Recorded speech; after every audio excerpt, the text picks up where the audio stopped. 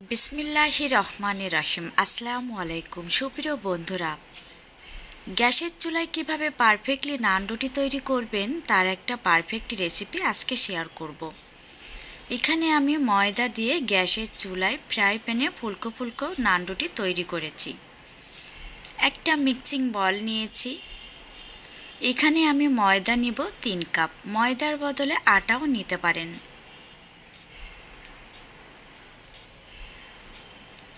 চিনি দিয়েছি 1 টেবিল চামচ, লবণ দিয়েছি স্বাদ অনুযায়ী, ইস্ট দিয়েছি 1 টেবিল চামচ, সয়াবিন তেল দিয়েছি 1.5 টেবিল চামচ। এখন শুকনা উপকরণগুলো খুব ভালোভাবে মিশিয়ে নিব।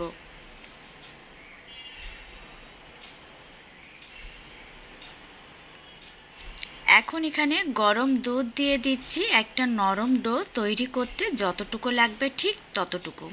কোনো রকমে একটা আঙ্গুল চুবিয়ে রাখা যাবে এইরকম গরম দুধ এখানে নিতে হবে। ডোটা কিন্তু খুব বেশি হার্ড করা যাবে না, একদম একটা নরম ডো তৈরি করতে হবে। ডোটা আমি খুব ভালোভাবে মথে নিয়ে এভাবে একটু চ্যাপটা করে দিচ্ছি, কারণ আমার মিক্সিং বলটা একটু ছোট। উপরে একটু সয়াবিন তেল এভাবে মিশিয়ে দিচ্ছি যাতে উপরের অংশটা ড্রাই হয়ে না যায়। ফিরে এসেছি 1 ঘন্টা পরে। এভাবে আমি পলিপ্যাক দিয়ে মুড়িয়ে ঢেকে রেখে দিয়েছিলাম। দেখেই বুঝতে পারছেন ডোটা ফুলে একদম ডাবলের ডাবল হয়ে গিয়েছে।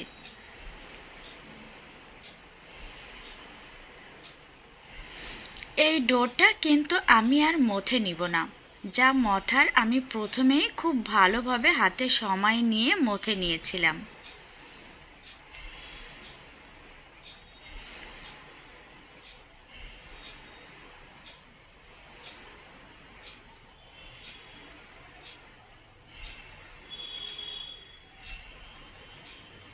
এখন এক সাইডে রেখে দিয়েছি, একটা লেচি কেটে নিচ্ছি। আর বাকি ডোটা ঢাকনা দিয়ে ঢেকে রেখে দিচ্ছি যাতে ফোমটা একদম পারফেক্টলি থাকে। নান রুটি যেহেতু লম্বা টাইপের হয়, আমরা রেস্টুরেন্টে লম্বা টাইপের নান রুটি খেয়ে থাকি, এর জন্য আমি একটু লম্বা করে বেলে নিচ্ছি। রুটির চাইতে একটু মোটা হবে, পাতলা হবে না, একটু মোটা টাইপের হবে।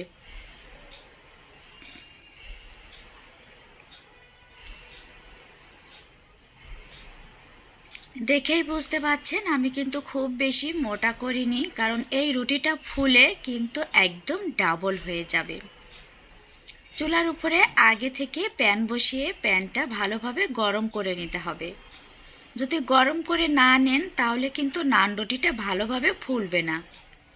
এখানে কিছু ড্রাই চকলেট আমি গুঁড়া করে নিচ্ছি। আপনারা যে টোস্টগুলো আছে ওইগুলা হালকা এভাবে গুঁড়া করে নিতে পারেন।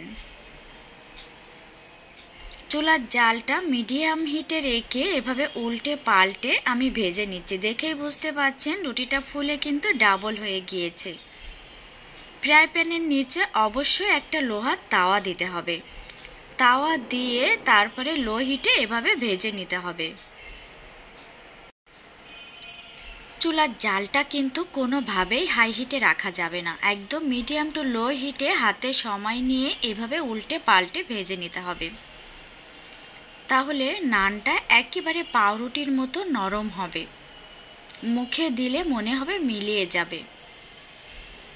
এক পিস আমার রেডি করা হয়ে গিয়েছে, এখন নামিয়ে নিব। একটা ছড়ানো পাত্রে রেখে দিয়েছি। একটা ছুরির সাহায্যে এভাবে একটু কেটে নিচ্ছি, রেস্টুরেন্টে যেভাবে কাটা হয়। দেখে বুঝতে পারছেন কতটা নরম হয়েছে।